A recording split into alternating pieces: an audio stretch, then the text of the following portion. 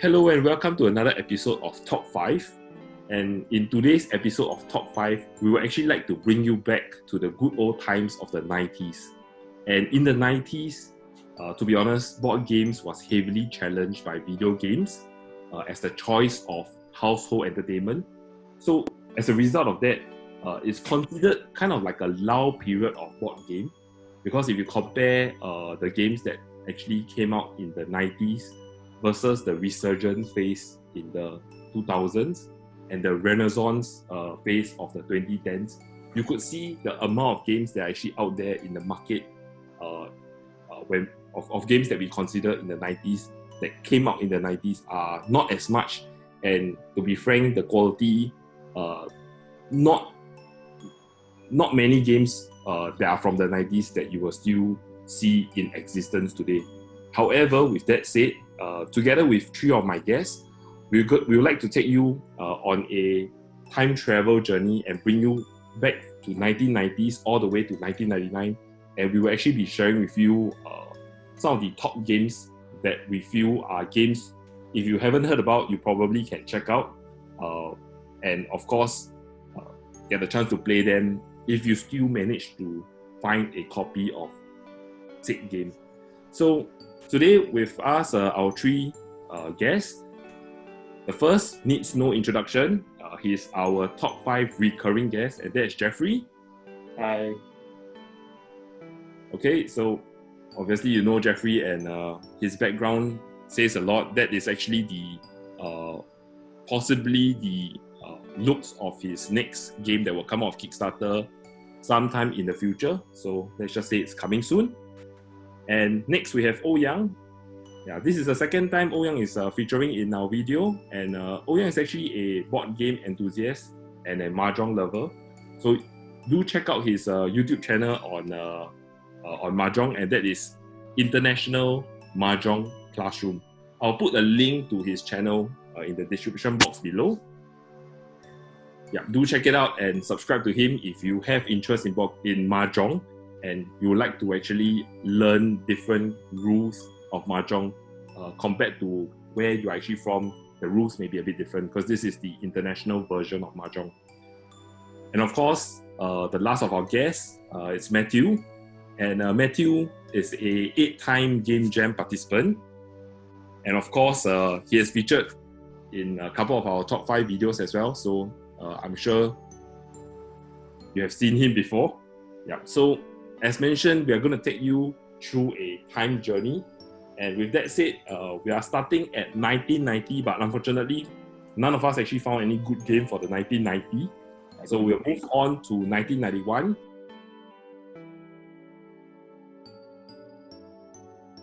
And for 1991, I'll get Geoffrey to start off to share his game for 1991.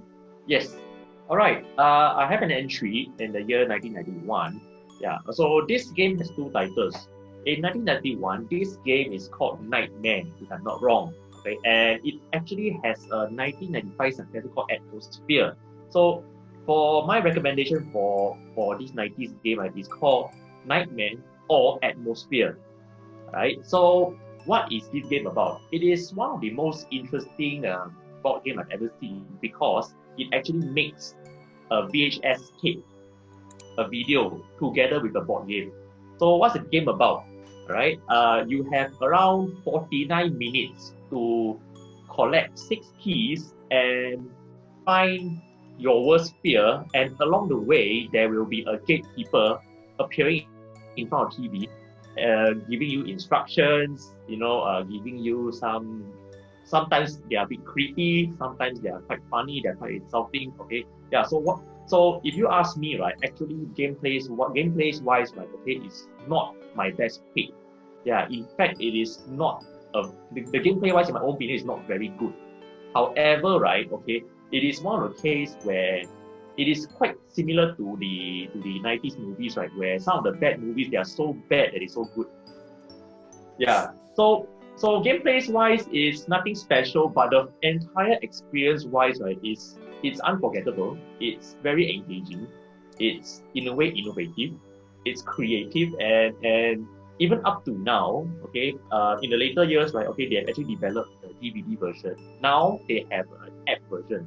So this game is still relevant, all right? Even if you have VHS, okay, you can actually download the app and play with the gatekeeper using the app.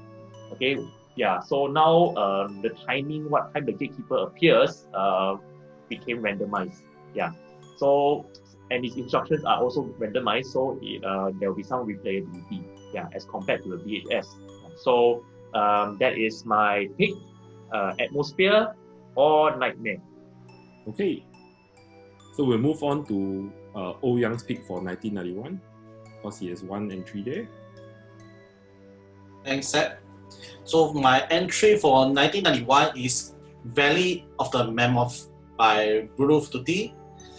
It's a game, it's a Euro game with full of all type of mechanics. It has a modular board, it has combat, it has feeding mechanics. You also have play elimination and events and everything else inside. The game is a bit wonky because the gaming condition is that you need to reach. Players are the prehistorical tribes, and you are trying to own 4 camps and hold it for 1 round to win the game. So it's very difficult. By the way, also there's event and animals around that come out during the game, and you're trying to survive all this, and you're trying to feed your people. It's a very old design because some of the things will not be acceptable in modern times. For example, when you attack an opponent camp, normally there's one female character inside the camp that they're holding. So if you're able to capture the camp, you can replace the camp and the female with tokens of your own color. So it's almost like pillage and turning their women into yours. So I don't think this kind of design will be acceptable in modern times, at least. But it's still a very interesting game design with all type of dice rolling and events. It's a good game to take a look even for now. Yes, that's my pick, Valley of the Mammoths. Okay, so we're done with 1991, and next we'll move on to 1992.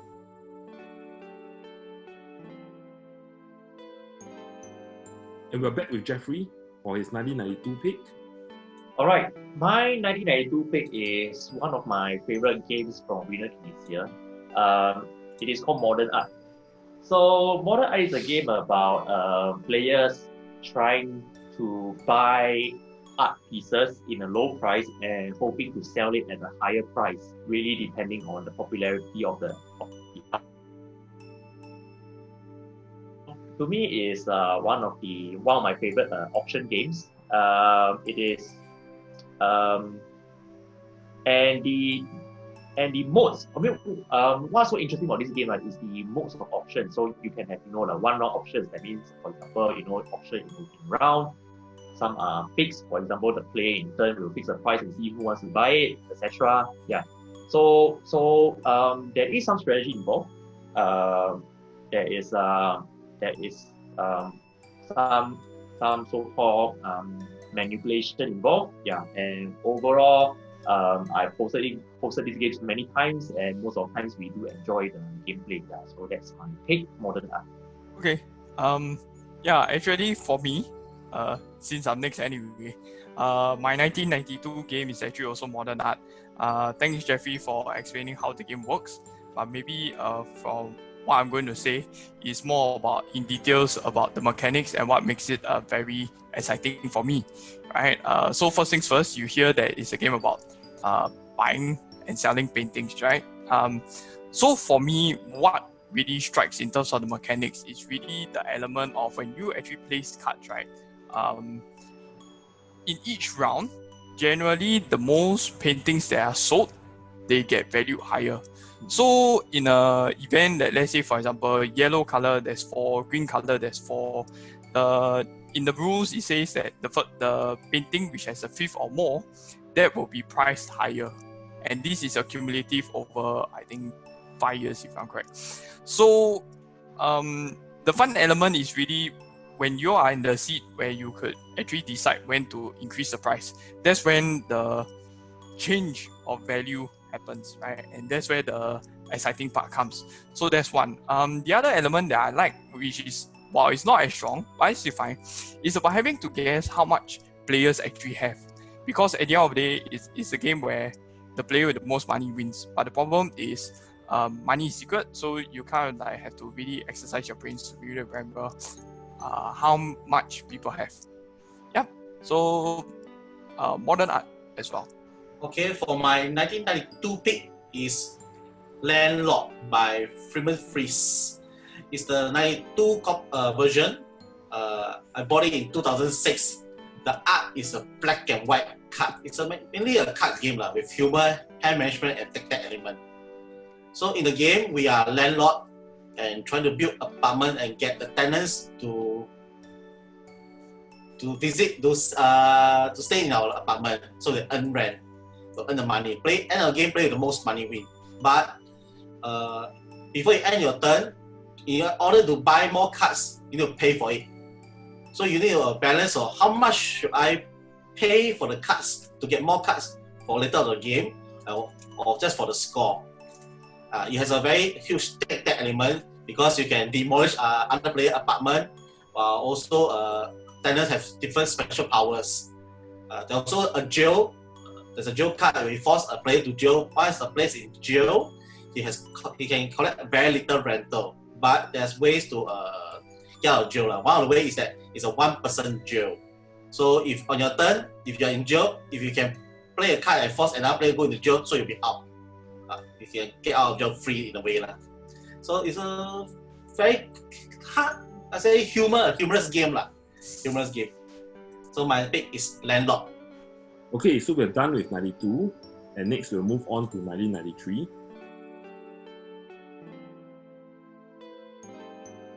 And I'm the only one with a pick in 1993, and it's also my first entry since I haven't talked yet. So 1993 was the year an important collectible card game was born. Yeah, till date, the game is still active, and there are millions of players out there that are still actively playing the game. And without further ado, the game is Magic the Gathering. So the reason why Magic the Gathering is an entry I have to put in is because many years back, when I first started playing games as a whole, Magic the Gathering was one of the first few games I ever got into and was so engrossed into the gameplay. So I think the game design doesn't need any introduction. Basically, it's two players with two different deck of cards trying to battle it out, and your objective is to render your opponent or the opposite player's life or health count to 0. So you start off with 20 and you reach 0.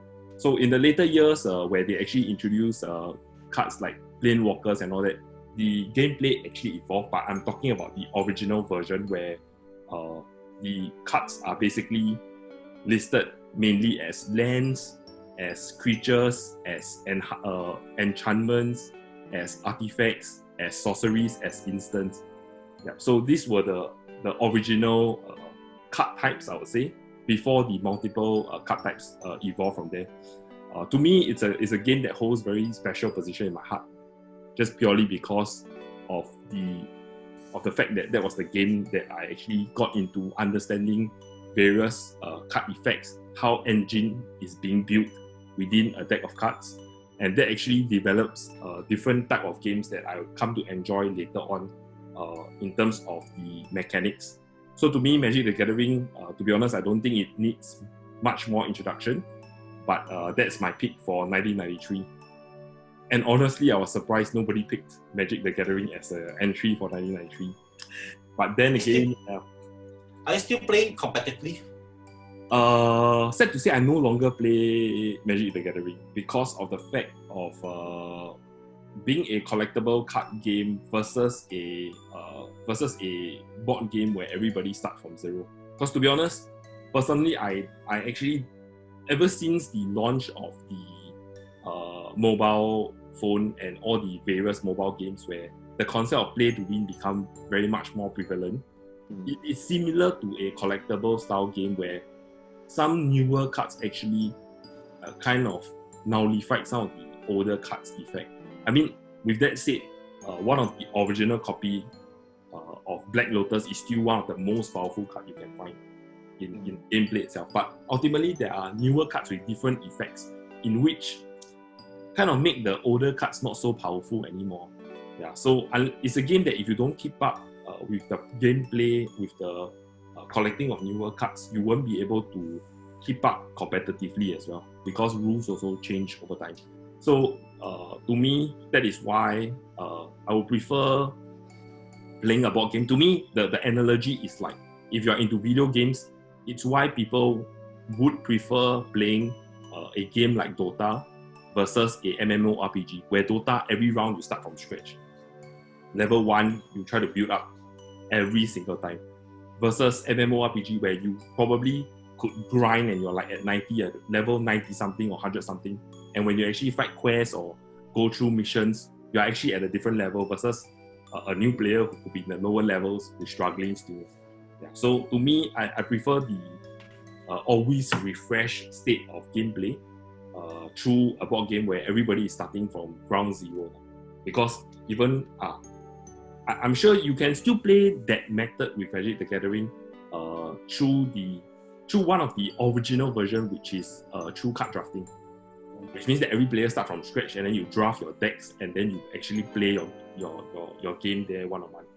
But to be honest, that will make the setup of the game much more longer than what most players will be used to. So in a way, I wouldn't mind if I could find original 2 copy of 60 or even much more cards where I can actually set it up and play it that way. Yeah, but until I actually refine a version of that, I'm sure the newer versions actually do offer that, where you actually can buy I think it's a core set or something like that, where you can actually draft cards from scratch. But it's not really a game that I'm playing more now, because I found other games, other deck builders that I feel kind of replaced the card drafting element of what it originally offered. Okay. So anyway, that's a bit too long than what I plan to speak about. Yeah, but my pick is Magic the Gathering. And next, we move on from 1993 to 1994.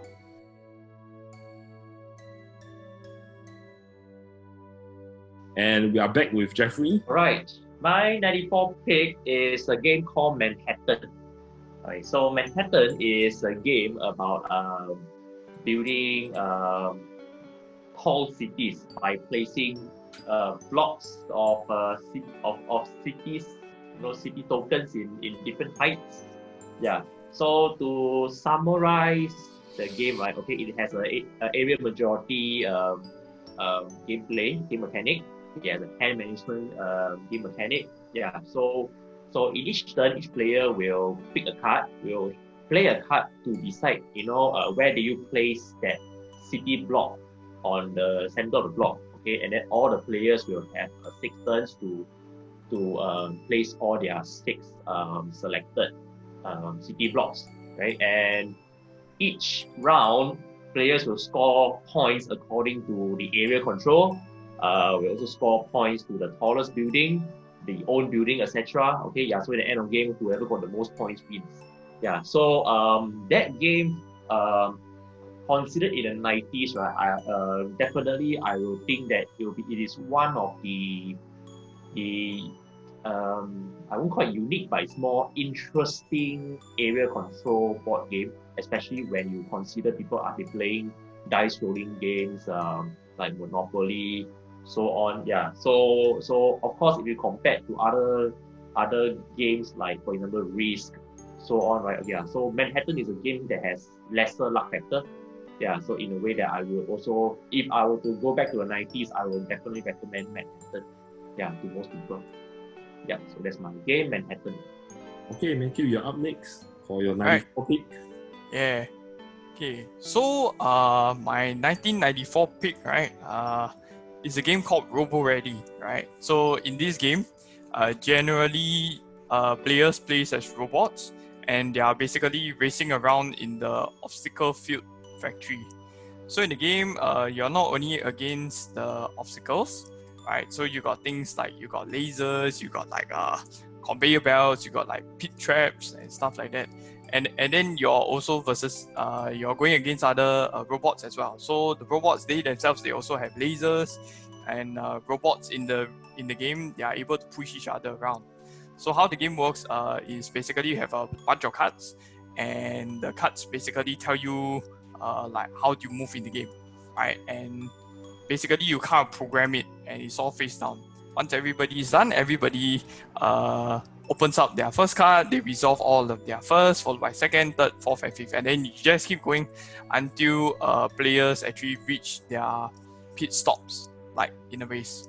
So very customizable. So yeah, that's actually one of the things that I quite like about it. The other thing is also the element of surprise, and everybody is like, hey, why do you push me? Oh, why at the end of the turn you shoot me? You know. So yeah, there's a lot of surprise elements for the game, and that made that's actually one of my top favorite games actually. Yeah, Global Ready. Okay, so I believe Matthew, you have another pick for 94. Oh yes, I do. So the second 94 game that I actually have is called I'm the Boss. Right. So in this game, basically everybody is a certain persona, and they have to actually make deals with each other. So if you can imagine, you have like a Monopoly board, and players will roll the dice, and they will move to certain deals. Now, certain deals requires specific people to be part of the deal. That's where the personas comes in. So if let's say you're like let's say the game requires a C, D, and a S, right? And you need 2 people to make the deal, right? So you look for the C person, you look for the D person, and you look for the S person to see what kind of arrangements that can be made. Of course, you also have cards that represents temporary employees under that persona, right? Or sometimes, you can send people on holidays, and there's basically a lot of nonsense that you can do based on just the cards they have and the kind of deals that you have to make with people. And of course, like any money game, the person with the most amount of money wins, right? So what I like about it is basically the kind of deals they had to make. Some there's quite a bit of politics going on in a certain sense, of course the gamey type of politics, and you also have the card element, which also the element of surprise. If you don't make this deal with me, I'm gonna, so I'm the boss. Yeah, that is my other top favorite games. Yeah. So for my 1994 game, is also I'm the Boss. It's based from my past experience. I remember bringing this game to my in-camp training during one of the years. Then we play in the middle of the night. We play until 3 a.m. in the middle of the night. So a group of us play this game while one of the players recruit his persona card, and he almost he lost it. He want to flip table already almost because he felt that he's out of the game, and that because he cannot represent any company, any investor, he felt that he lost it. Until I had to hint to him that he can be partnering with other players, even though he doesn't represent any company anymore, but he still have cards in hand which is like ammo. So he should partner with some other players. He take a round, maybe take one round to replenish some of the cards into his hand, so that you can gang up and fight with other bigger sharks. So it has been a very good experience. I'm the Boss. Alright, just in case you guys are confused and you're watching from a location not in Singapore, Singapore is a country where there's compulsory conscription, which means that all males at age 18, you have to serve national service. So what Ouyang was mentioning is when you are done with your it's now 2 years of mandatory national service, you will also have to continue to serve in-camp trainings, at least for the next 10 cycles or 10 years, so to speak, and until then you will actually reach military retirement. So just a bit of a background knowledge of Singapore, just in case you are curious what we are talking about in terms of in-camp training. And because the 4 of us all have served before, so we kind of get it as normal that we know what we are talking about. But just in case you're wondering and you're watching, so just a bit of an explanation. And it's my turn now. So my pick for 1994 is a quick card game where it actually plays from 2 to 10. To be honest, games that actually play such a large amount of player count is not very common. And my pick is 6 Nim or Category 5, the English version. Yeah. So in 6 Nim, you'll be dealt with a hand of cards. What you actually plan to do in that is because everybody will take turn to actually, not saying take turn, simultaneously we will all put a card face down, then we'll put it face up. And what happens is the cards in a certain order will go into the game board where there are actually 4 cards in play, and they will actually continue forming up the numbers, kind of following that number. If let's say you put in a number that's smaller than what's out there, you actually have to pick a row, and then that card that you actually select would kind of be your card. So the objective of the game is to avoid the bulls, because there will be certain cards where there are actually the bull heads inside the card, and that actually kind of serve as negative points. So you want to be avoiding the 6 card, because if you actually play the 6 card in a row, you'll be collecting the whole row, and obviously any bull that you actually collect within that will add up to your negative points. So at the end of there are many ways to actually play it. At the end of a certain round, you can actually end the game, and then the one with the least bulls will actually win the game. Or you can actually play to a certain round count or a certain score where someone actually exceed that, then the person who actually exceed the amount of bull actually is the loser. So because of the fact that the game is out for so long, there has been so many different variant of games that came out. After that, there are games like your 11 Nim and so on and so forth. Yeah, but to me, 6 Nim is the original, and that is an excellent game. Even to today, I will actually be playing that game. So if you haven't checked out 6 Nim before, do check it out. I think it's an excellent game. Okay, so we are done with 1994, and we are about halfway done for the decade. So next we'll move on to 95.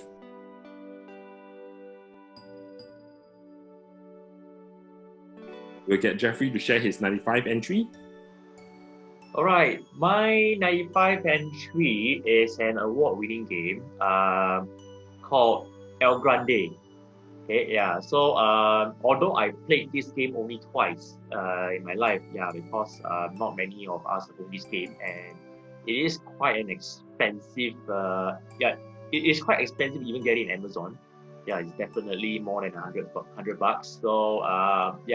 So but it gives me a very, very good impression. Yeah, in fact, it might possibly be one of my favorite worker placement or area control game. Yeah. So to explain the rules of the game is a lot more complex. So to summarize, right, each player play a role of grandes, which I believe is some sort of a mercenary or some sort of army in medieval Spain. Yeah. So so total of 9 rounds, where each round you have players will play one of the 13 cards. Yeah. So for example, if you want to go first, you play the higher number card. Or okay, but sometimes when you play the lower number card, right? Okay, you get more number of what you call them. Let's say army tokens. Yeah, sorry, I apologize because I can't remember what this token is called. Yeah, so you get more resources or army tokens when you play smaller number, but you go last, or you play the higher number, but you don't have a lot of resources, but you go first, so that you can actually play an action a lot more earlier than the rest of the players. Yeah. So players score points based on area majority. So in the end, of course, you will earn more points, right, when your area is visited by the king, etc. Yeah. So that's why this game there are many complex rules, but overall there's a lot of decision making. It's a very awesome strategic game, and if I were to get a copy, I would definitely treasure it. Yeah, so that will be my pick for 95 El Grande. Okay, so next we'll have Matthew to share his pick for 1995. Yep. So for 1995, the game that I actually have inside my list is actually called Catan. So it's a game that is for those who are in the medium range, they will definitely know this game because it's actually very popular, right? In the game, 2 to 4 players, basically they start out with towns and they start out with roads, and generally what they are trying to do is they are just all trying to expand, in this very small island that produces resources based on dice rolls, right? And the idea is that they are supposed to hit 10 points based on, let's say, longest road, largest armies. Sometimes you get points from development cards. You also get points based on settlements and cities, right, that you have actually built. So what I like about the game is basically there's a lot of trading that's involved. There's a lot of different strategies. So you either can the most common strategy is a lot of people just mess sheep and they go for a pot in which they trade 2 for 1, right? Of course, other methods are like, you can trade other people, and then sometimes you can make very big moves by, cutting people off in terms of using roads, and then there's also the robber in which you can prevent people from producing resources when the numbers roll. Yep, so that's my number. Yeah, that's my 1995 entry, Catan. Okay, so for you OG gamers out there, my 95 entry is called Settlers of Catan because that's what it was originally called in 1995. Oh, true. Or it got renamed in 2015. It's called Catan. Yeah. On the 20th anniversary, they actually choose to rename it. But my pick is also Catan, or the Settlers of Catan. Gameplay has been very well described by Matthew, so I'm not going to repeat the gameplay. To me, Catan actually represents kind of like one of the original game where area control, or one of the first few games where I actually encountered area control in terms of routes. And it's the first time I ever seen a game where even in between the tiles that you're actually placing, there is actually some significance there. And of course, the way that you place your cities and your literally your settlement is that you actually put it in between 3 different hexagonal tiles. And that is something that was kind of mind-blowing to me at the point when I first actually played this game. So yeah, Catan is a game, or Settlers of Catan is a game where if you haven't tried it, just give it a go. You may like it, you may not like it. To me personally, the biggest problem I have with the game is that the original copy actually comes in a gameplay for 3 or 4 players, which means that it's very specific. If you want to play 5 or 6 players, you have to actually buy an expansion, and it just makes the game a bit clunky because for the cost of the game, it's not a very cheap game. It's in the list of, it's in your standard AAA board game kind of pricing, but yet it only has a very limited play count. Yeah, so to me, it's a solid game, but what's lacking for me is the player count, because where you have lesser players or you have more players, that's a game that you just can't table it because of the fact that it doesn't play that count. Yeah, but regardless, my pick for 95 is Settlers of Catan. Okay, we're gonna skip 1996 because there's no pick from any of us, and we'll move straight to 1997.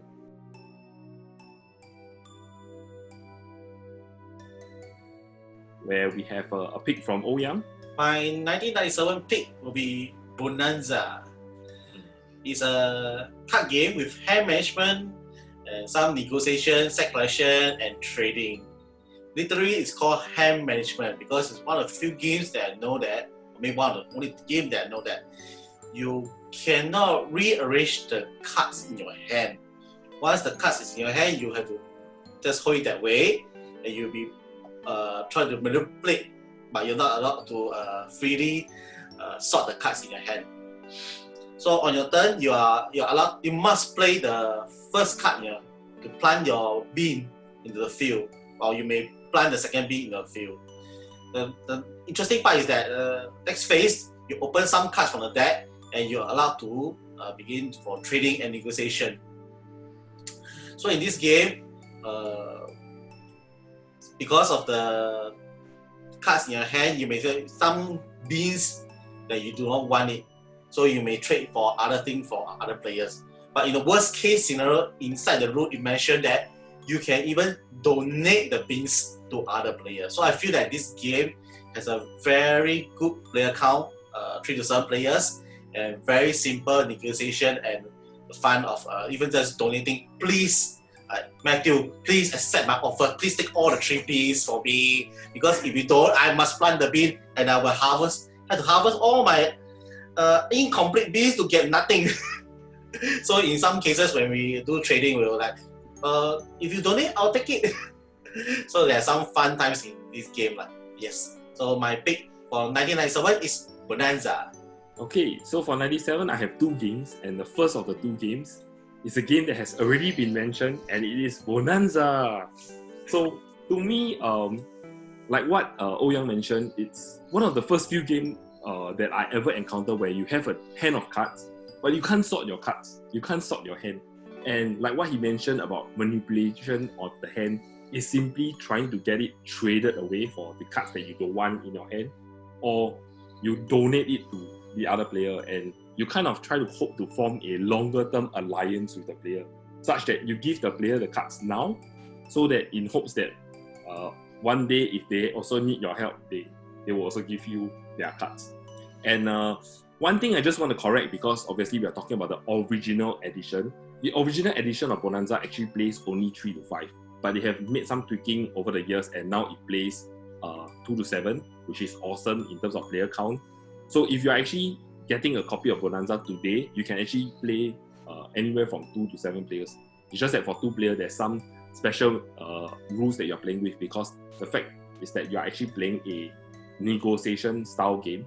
And to be honest, many of the games made in the 90s when it comes to negotiation, because the concept of an AI didn't exist then, or kind of like an artificial player where you can trade with. So most of the games actually start off with 3 players. As in, that's the minimum player count to play with. So I'm sure you can see that being a recurring trend, especially for all the negotiation style games that we are actually recommending in the 90s. Yeah, so without describing more, because Ouyang has already done an excellent job in describing Bonanza, yeah, my first 97 pick is Bonanza.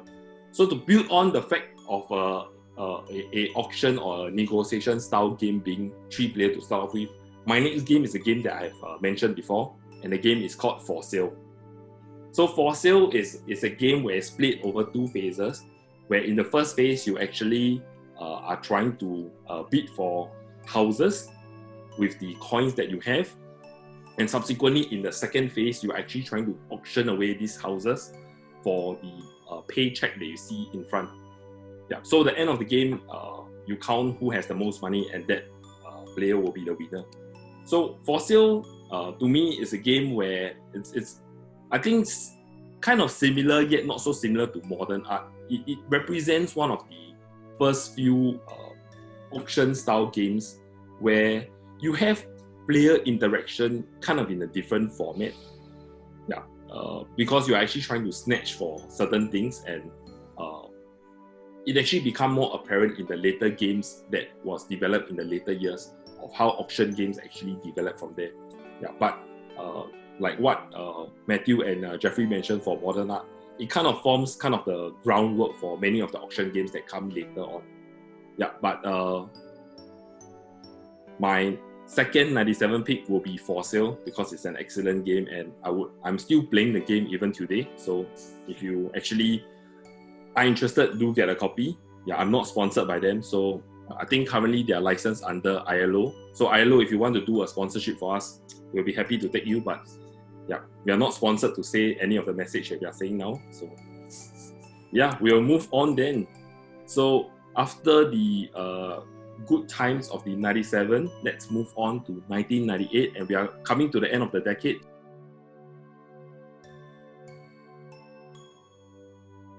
'98 will be Geoffrey's last game in the decade series. Yeah. So Geoffrey, over to you. Okay, so my 1998 game is one of the games that I do recommend most game designers to try it out. It's called Through the Desert. It is basically a Weiqi type of game where each players will control how many colors? I mean, tokens of many colors to so-called to gain control an area. Yeah. And what's so interesting is these tokens actually look like candy. Yeah, they are tokens of camels that actually look very nice. They are in nice pastel colors. The game is also very easy to learn and in a way difficult to master. Yeah.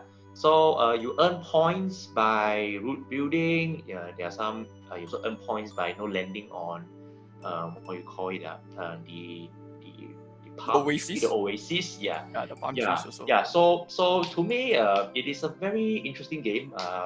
Also by winner this year, and definitely I would like to recommend this game to anyone out there. Yeah, to try it out, to try Through the Desert. Yeah, because it is actually a very fun game. Yeah. And next, we'll move on to Matthew's pick for 1998. For my 1998 game, right, it's also Through the Desert. So I think what Geoffrey missed out is that there are 5 different colors, and for each player, they will control the same number of colors, right?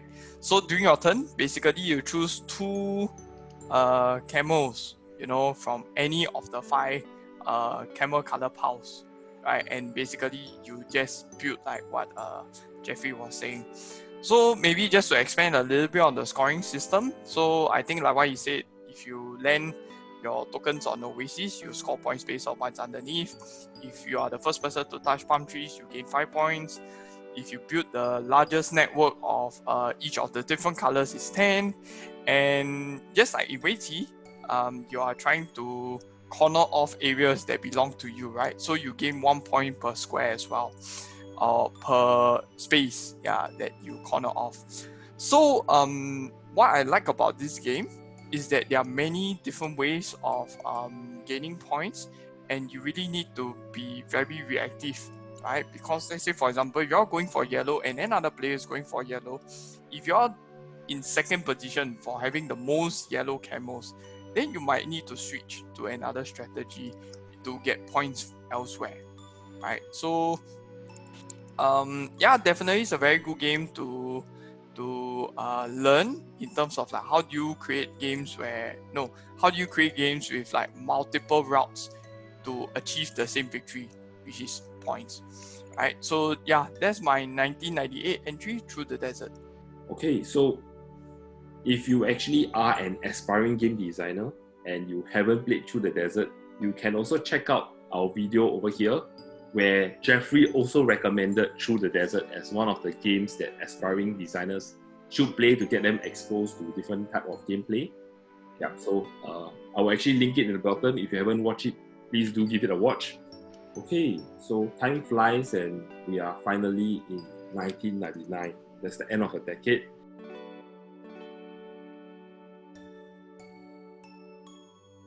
So in 99, Ouyang actually have 1 entry for 1999. So in 1999, it's another negotiation game. I choose Chinatown. So Chinatown players is divided into 6 years. In each year, player were able to get different blocks of land and different shops like Ante, dim sum shop, or florist. So in this game, you are trying to set collection, open shop of the same type. If you have a full set, you earn a lot of money. So, but because of the luck of the draw, you're not able to get all of the same type in your area by yourself. So in this game, you need to negotiate, like to just buy it from another player, or you may be able to do some other two-way trading. But the problem with this game, it may take too long for the negotiation. So for my game group, we usually set a time limit, about 3 minutes, for everyone to do all type of negotiation, to land for land, trade or sell, or just trade away the tiles. some of the gameplay, what I do is that I'll just ask my opponent what type of shop do you want to open. I'll just let her open the shop. I will let myself open the same shop next to it. So in future, then we may take over the whole thing as a package. It'll be easier. And maybe we have a good deal. So that's my big Chinatown. Okay, by right, we will have come to the end of each of our top 5 because we have all shared 5 games. But for 1999, I'd like to add in a bonus entry. Okay, this is not exactly a board game, but to be honest, if they actually created a game of this sort as a board game, I think I would be happy to play and happy to actually share it with others, because I spent countless of hours playing this on a PlayStation. And the game that I'm going to share here is actually Triple Trade, which is the card game in Final Fantasy VIII. Yeah. So in Triple Trade, you actually have character cards where you have 4 numbers, top, bottom, left, and right, where you actually place it in a kind of like a 9, like a tic-tac-toe board, where you actually place them into 9 blocks. And what you actually do is to try to control majority of the cards at the end of the game. So the game takes place in 9 turns. It's actually not an even amount of turns that each player play. The player that goes first kind of have a first mover advantage, but that also means that they have to play all 5 of their cards, whereas the other player only need to play 4, which means that they will automatically have 1 point to end the game with, because they will actually have 1 card. So I mean, if you actually play it in the game itself, what happens is that you kind of try to win cards over there. So it's kind of like a trading card game. But to be honest, if they actually created a standalone 60 or 100 card deck where you actually either draft or you randomly distribute cards to people, I think it'll be a great game, because what you are trying to do within how do you actually win the cards over is that you actually put them down and you're just comparing the numbers. So it's a game where even players young, as long as they know that 5 is greater than 4, they will be able to play the game, because it's that simple game. And when you actually place it, whichever position that kind of have a card adjacent to it will get compared, and then the subsequent card will actually get flipped over if the card that you play has a number that's bigger than the card that it's trying to compare with. So my special pick here is Triple Trade. I'm sure none of you will be able to play this game or get this game on a standalone. But given the number of Final Fantasy VIII remakes that there are, not exactly remakes, but the fact that it's now being released on many different consoles, I'm sure you will be able to actually experience this game one way or another. Okay, so we have come to the end of the video. What are some of the games that you actually play in the 90s? Please do share with us in the comments below. We'd like to hear what are some of the other games that we may have missed.